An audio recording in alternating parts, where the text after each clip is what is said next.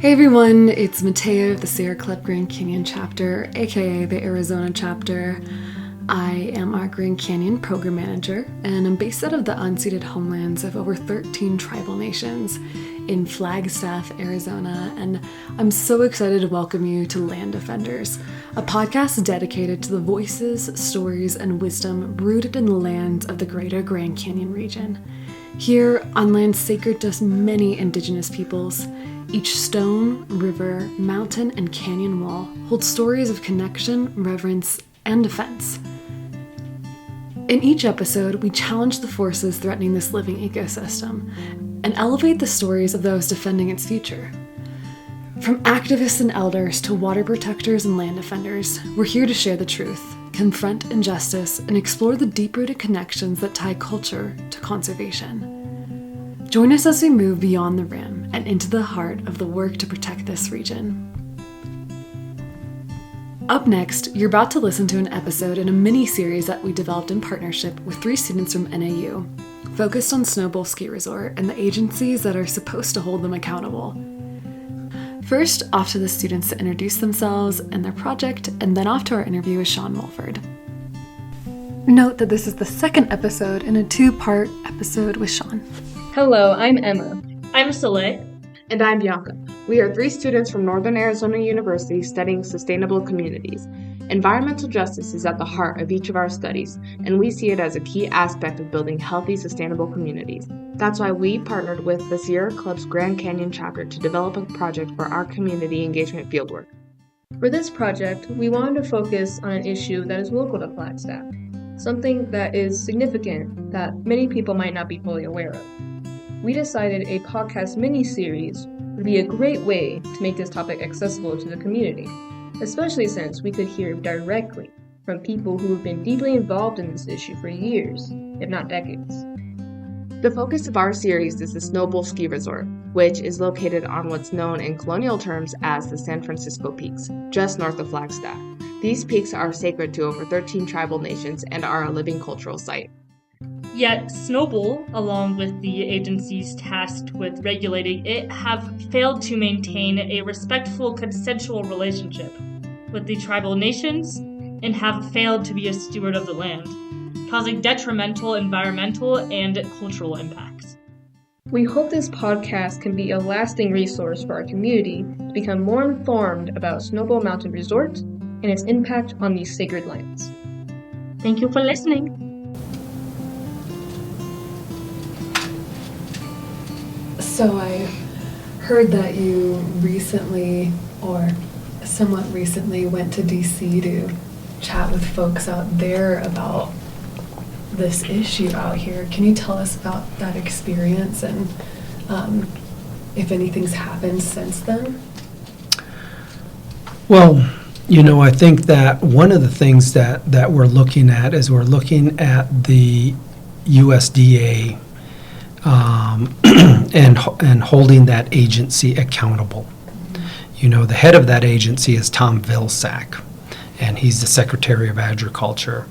The spiritual people had asked him to sit down with them when he was conducting his sacred sites review back in that report came out in 2012. So this is Obama administration. The medicine people, the elders, the spiritual people sent Vilsack and a notice and said, hey, we need to sit down together. You're talking about sacred sites. You need to sit down and talk with us and come to us, because they are the appropriate authority. And so after much pushback here and there, he refused to sit down with the spiritual people. And then the 2012 Sacred Sites report came out. And, I think the big win from that report was the fact that we need to go from sacred sites, but as the agency said, that they're willing to look at using the terminology of sacred places. The distinction was the United States defined sacred sites as a narrowly delineated location. So when it came to the peaks here, the forestry went to the spiritual people and said, tell us where the shrines are at. Tell us where the sacred springs are at, or the sacred areas are at, and we will put a little fence over them, and we will protect them. But the spiritual people were very smart, and they said, no, that's not our way of life. You know, the whole mountain is sacred. All life is sacred. And so the forestry at that time said, okay, we hear that, and we're willing to use the terminology, not legally, but just in our own agency dialogue, of sacred places rather than sacred sites. So we did that, have a little bit of impact on them, and also we did have them insert a portion of the UN Declaration into that Sacred Sites report, which of course the United States did not want to move in that direction of the UN Declaration on the rights of indigenous peoples. So as they were one of, was it 5 that objected to it? And I think it was New Zealand, Australia, United States, and Canada, if I remember. And so that would be 4. So I think there was a 5th, but anyway, so that, just getting that wording inserted into that 2012 document was pretty big, because it forced them in writing to acknowledge that existed. What are some other successes that you've seen during your work in the past few decades? Well, I think, that's a tough question, because the destruction of the natural world has been getting worse. So to me, the success is when you protect those areas, and I guess maybe one of the successes was the example we gave on the ragwort. Just by preventing that chairlift from going up into that habitat, that allows the ragwort to be able to, with climate change, to be able to migrate, and gives them that space. Hey, do I need to go to a lower elevation? Do I need to go higher? Do I need to move to this side of the mountain away from the sun, so forth? It gives them that opportunity to survive. And so that was a big win, and I hope that little area that we saved gives them enough space to continue to thrive. As far as any real successes, I think the main thing is just holding ground. Snowbowl right now is going to present another master development plan where they're going to want roller coasters and all zip lines and mountain biking and all kinds of crazy stuff up there, which may sound great from a recreational standpoint, but from an actual environmental and cultural standpoint, there's a lot of objection to that. And so, as far as successes go, I think it's more drawing out the time rather than actually protecting areas, where they're saying, hey, if I tell you what, a success would be for the city of Flagstaff to say, we're canceling this reclaimed wastewater contract and just ending it. That would be a success. But from that point, then we have to go into restoration. There's irreparable damage that has occurred up there, and we've got to figure out how to do that. And that's where, as Native people, that's where we step in, and that's where we have to come into the play, because, we look at things from a different standpoint than the Western scientists. They may be looking at it from the, invasive versus non-invasive, native species, exotic species, so forth.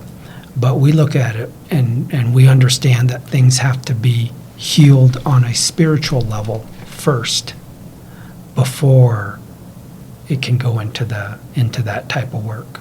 And that's the area where our language, our prayers, our ceremonies are connected to that. So we can bring that in and heal that on that spiritual level, and then allow the land to then recover from it. But without that step, I see so many places, and I think it may even have happened here, where the forestry with the fire, they come in and they plant new trees, and they don't think about the evolution of the species here that have their kids here. Those trees have their kids, and generation to generation, and they're from here. So they don't understand those things. So they go to probably Oregon or somewhere else, and they grab some saplings from there, and they bring them here, and they plant them, and they think they're going to thrive here, but they're not from here, those plants. And not only that, but that healing was not done on that spiritual level.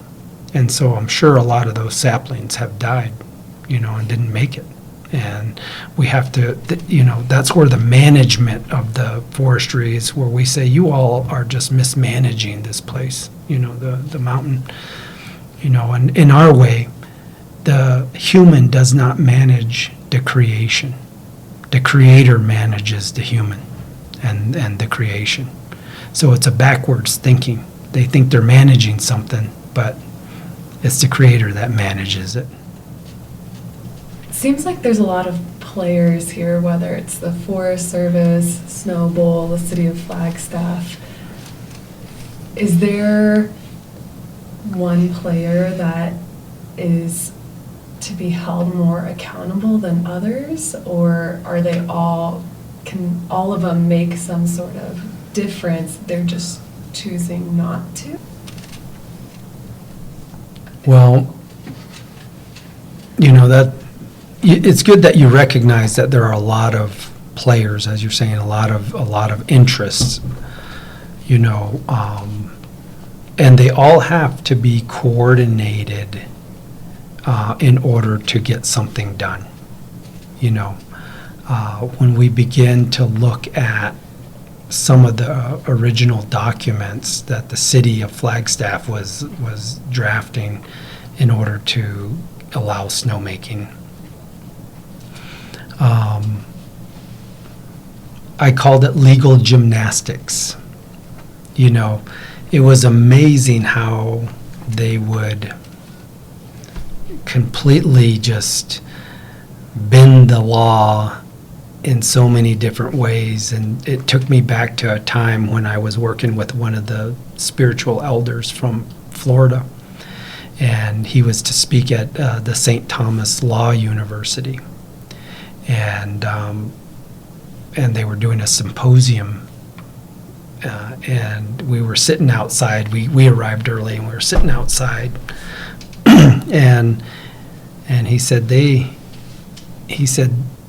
what they teach these young kids here, and he's talking about the law school, is how to twist empty words.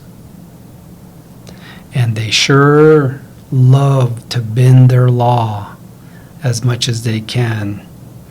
And as long as they don't feel they broke it, then they're happy.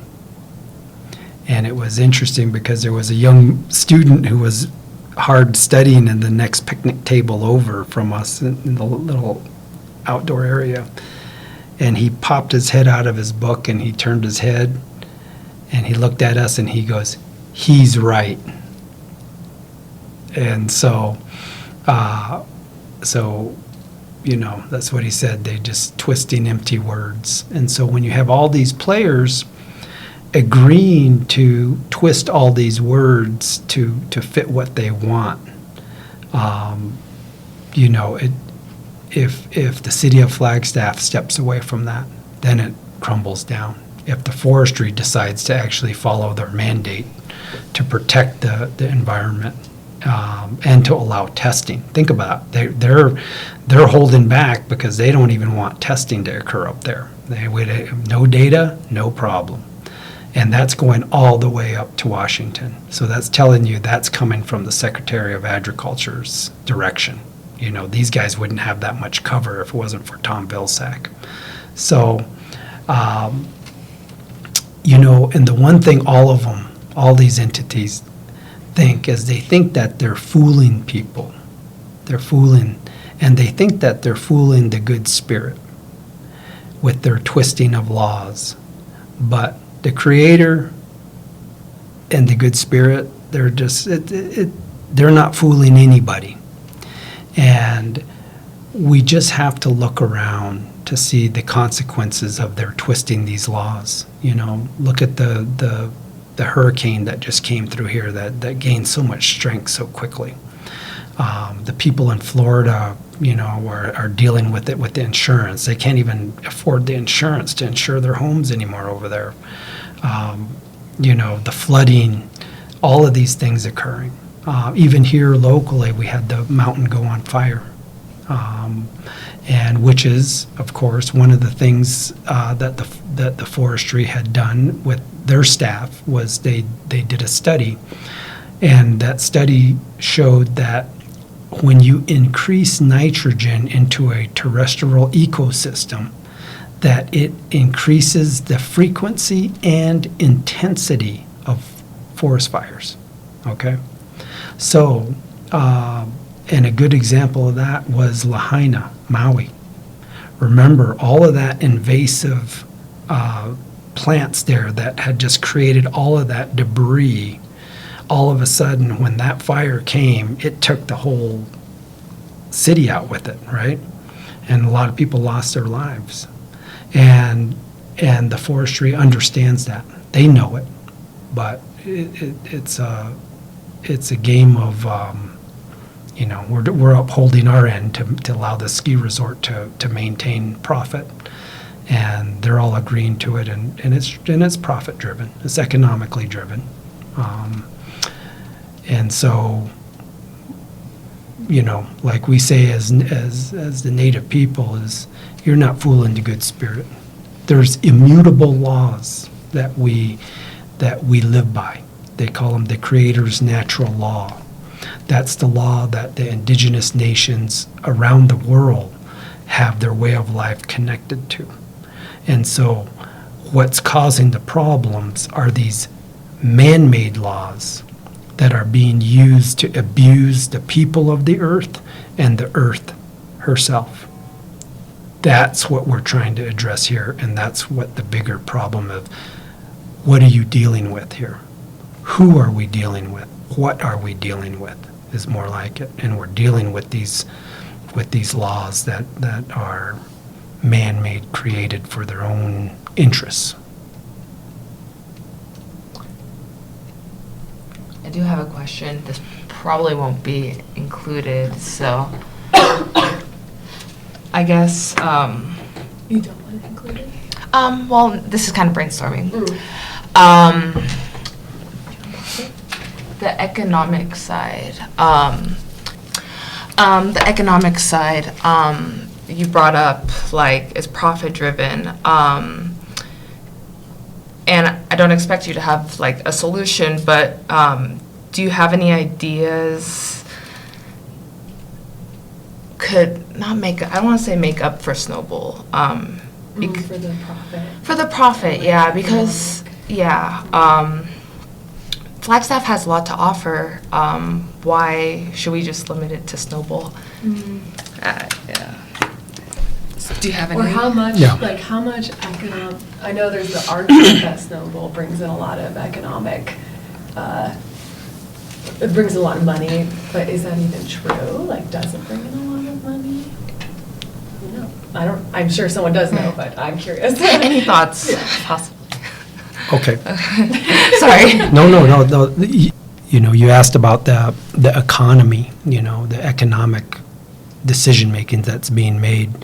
And we know it's an economic decision, from the forestry, because when you withhold relevant environmental scientific information to be conducted and brought to the decision-making table, and you're actively preventing that from happening, that they don't want that to drive decision-making.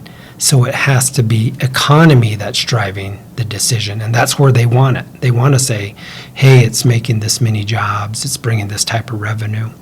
And I think the last time that this discussion happened, they actually did a study, and what they determined was very curious, was that when Snowbowl was open and there was great ski season, that the economy was actually down. And when when there was little snow, the economy was actually up.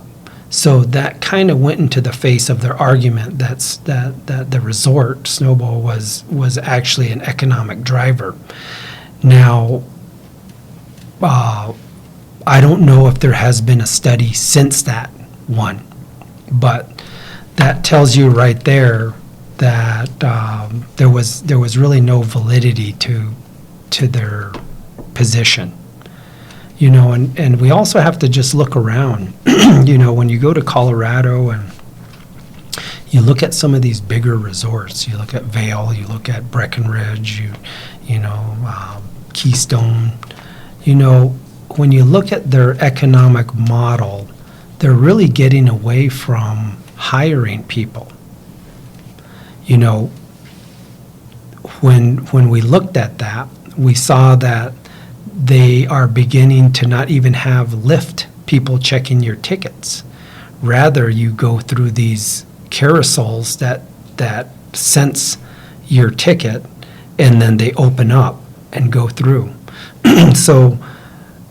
So when we look at the ski industry, what they're really trying to do is to remove the need for employees.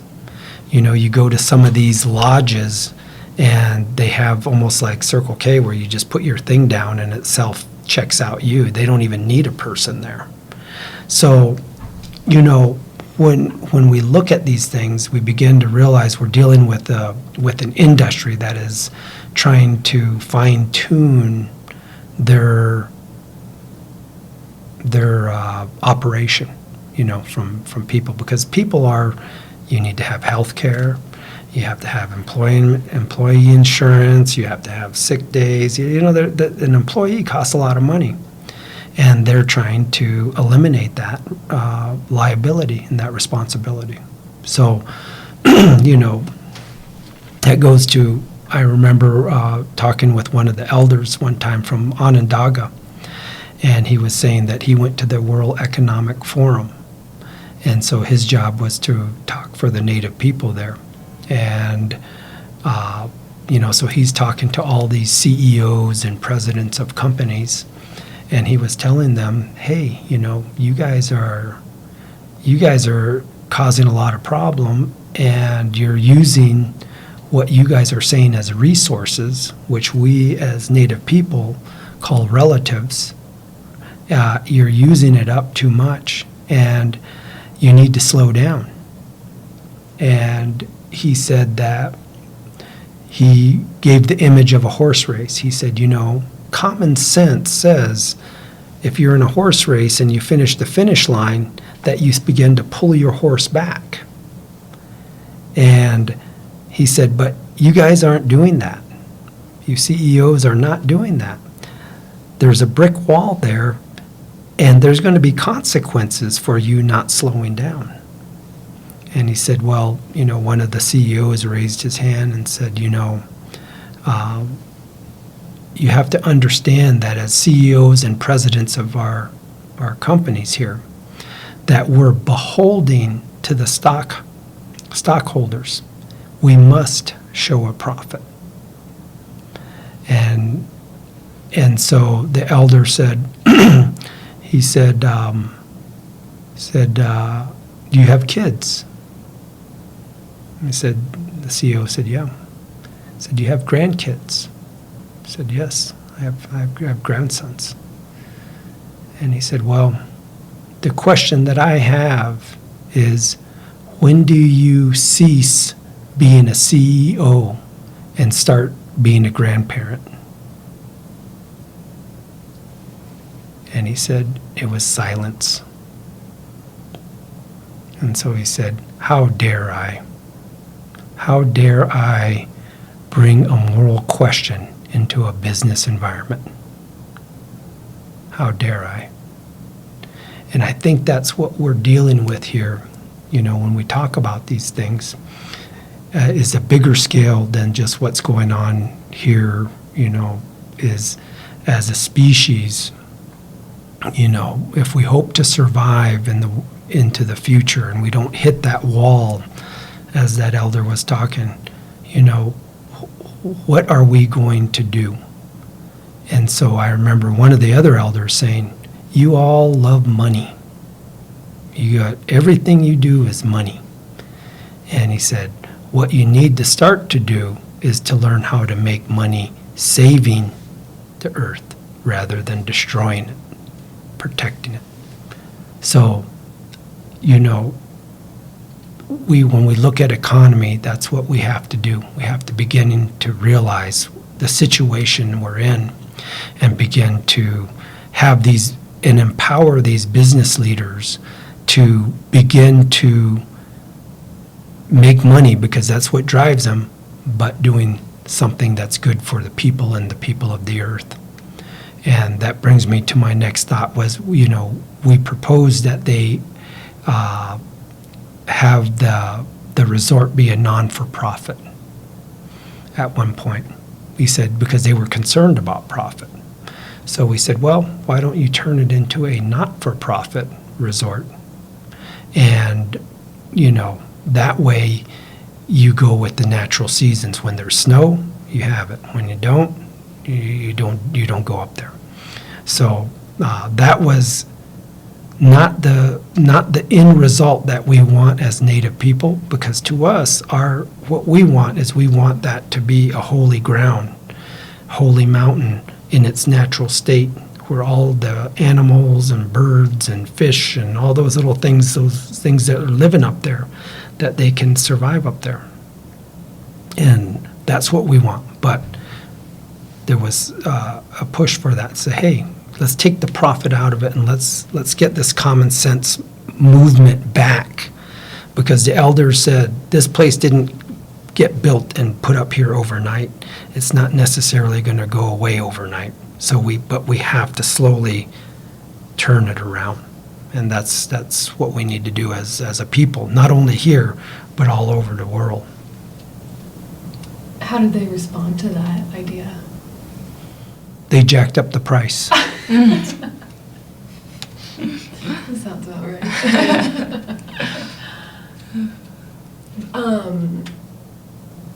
So part of the idea for the non-for-profit would be, it would be encouraging them to then be following natural law and only using snow when it fell, right? Is that correct? And Snowbowl is currently south-facing? Or which? West-facing. West-facing? Yeah. Okay. And so does the snow melt pretty quickly up there? Or is this even a good place for a ski resort? No, it's not. And I think there was a ski resort in France that's kind of similar, that they actually shut it down. And they said, this is it. And I think that happened within the last year. They just said, no more. We can't continue this. And so, they're reading the tea leaves. Hey. And I think the ski industry knows, and they came out with their own report, and they know that they're going to be struggling to survive with the way that the environment is going. So,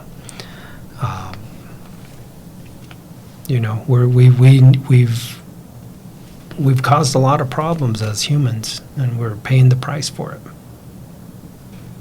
This issue is all over the place, and I think a lot of us are probably sitting here thinking, what's the next step?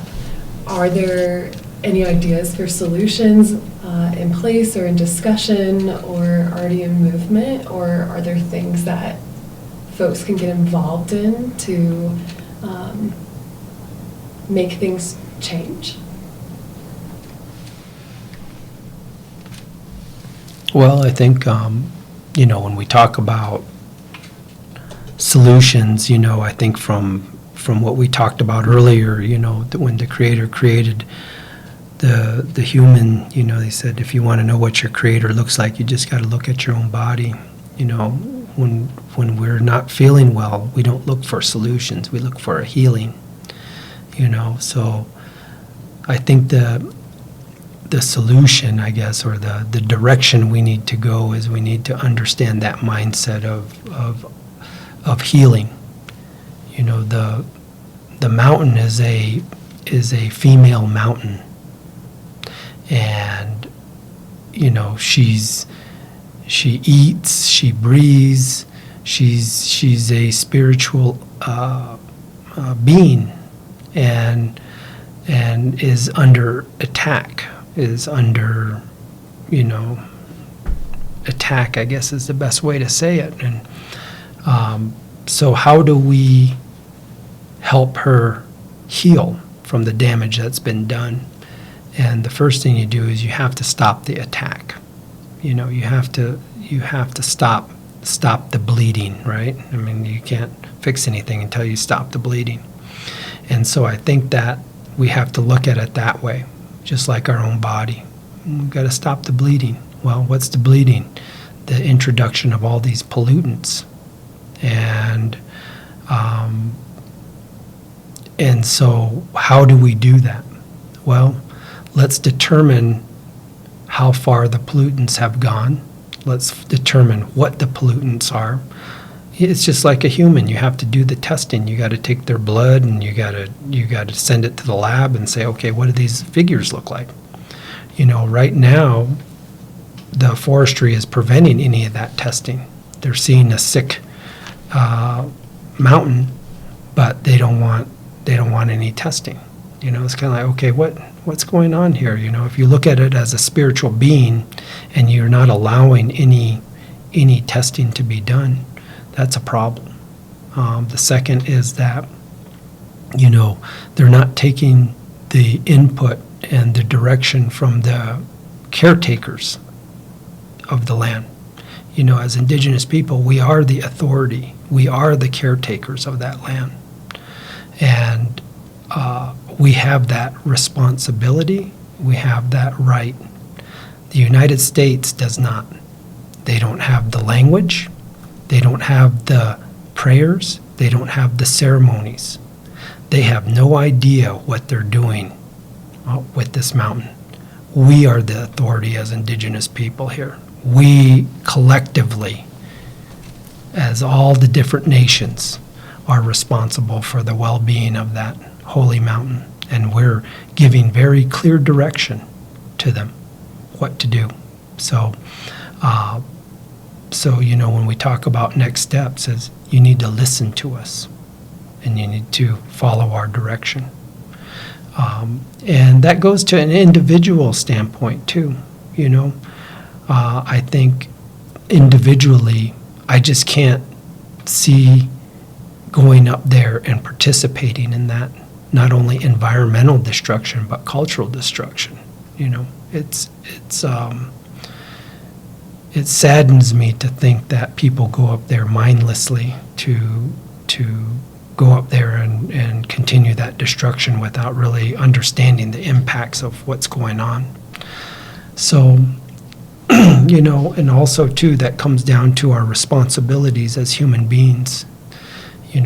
We're getting too far away from what our spiritual responsibilities are to the next generation. Think about it. The managers of that resort up there, they've been up there a long time. When they were young, they received that mountain in a really pristine way. Natural snow, beauty, all of that.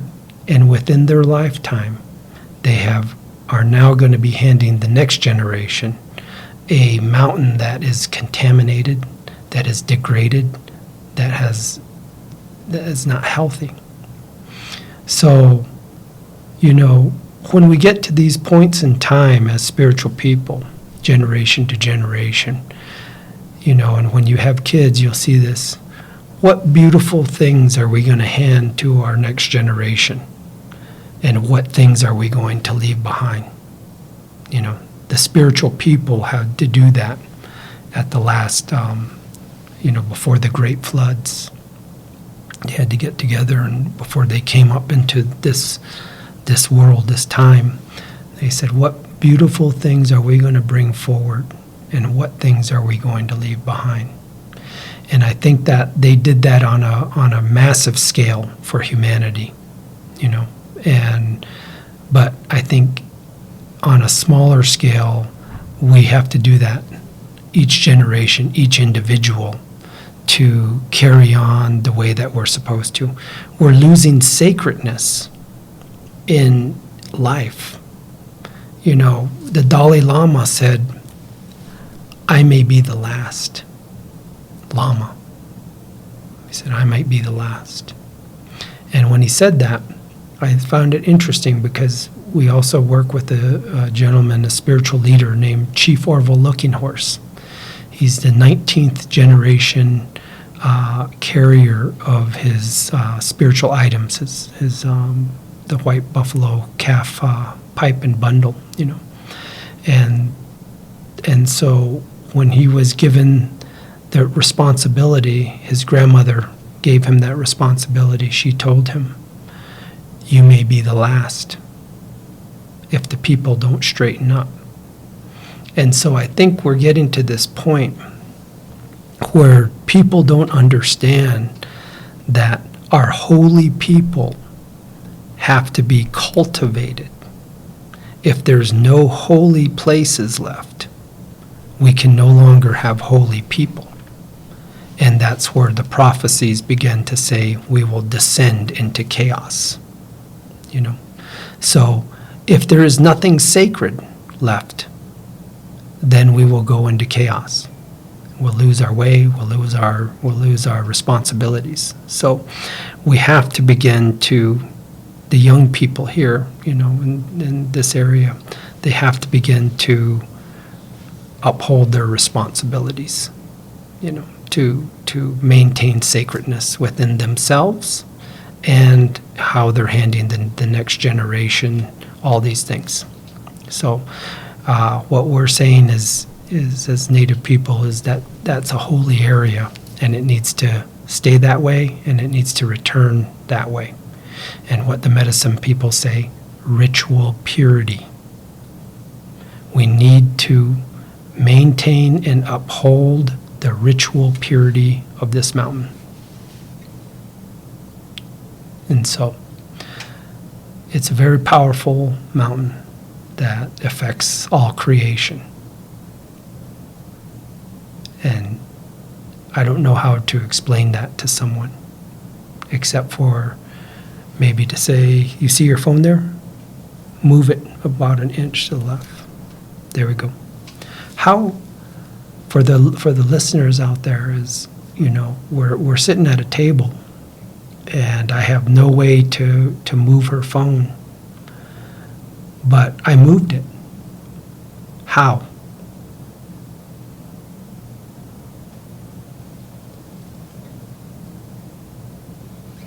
You asked her to move it? The voice. Prayer. So we can go beyond our physical reach with our voice, our prayer. And what we're doing here as the original people of this land, we're trying to remind the people that came here, there's something holy here and really powerful, and you're disturbing it, and we want you to stop. Thank you for joining us. How can folks who are listening to the podcast learn more about this and get involved? Well, thank you for having me. I think it's always important when the young people ask to have someone come in and are looking for information. It's our responsibility to support them in what they're looking to do, if it's in benefit of the future.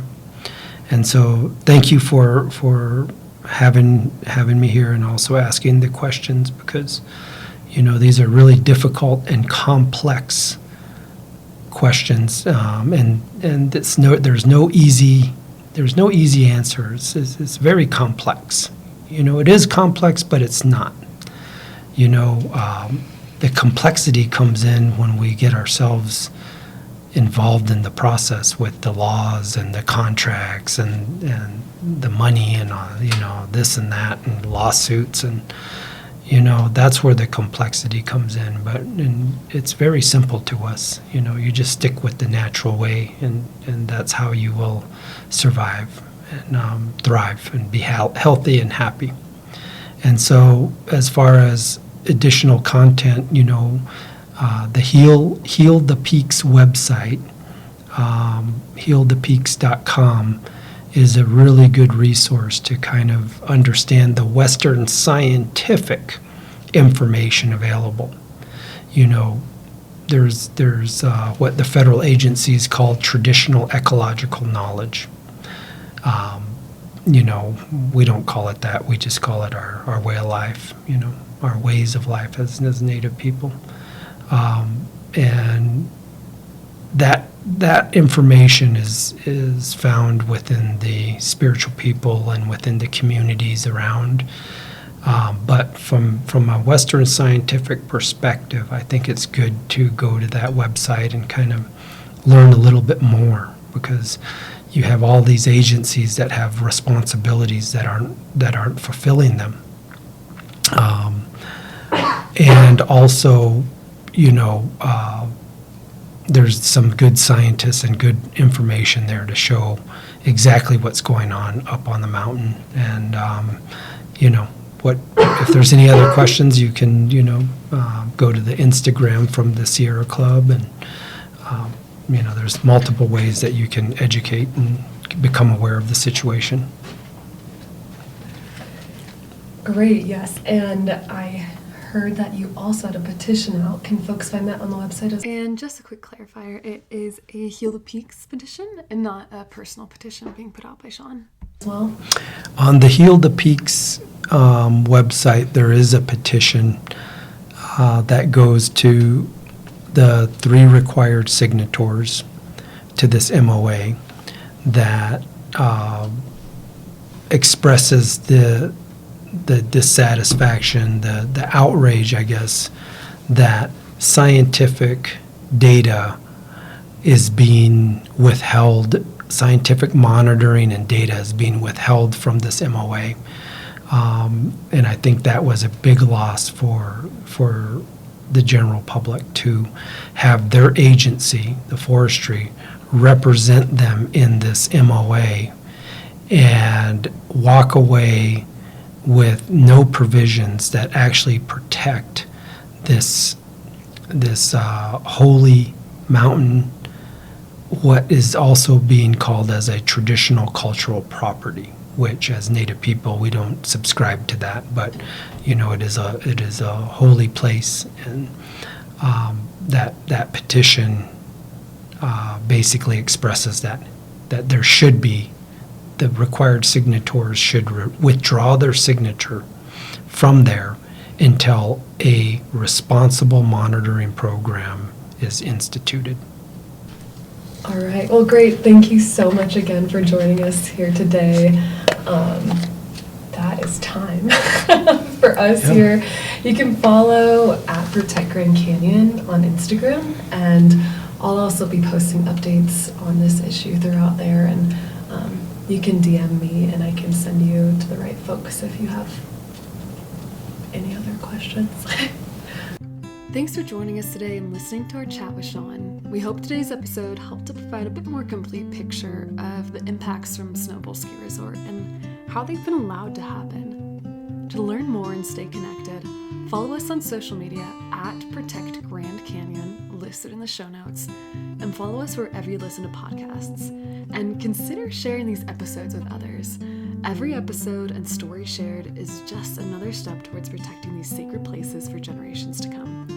For questions or to get involved locally, don't hesitate to email me at mattea.goetz@sierraclub.org, also listed in the show notes. And until next time, may you find a deeper connection to the land and the wild places around you.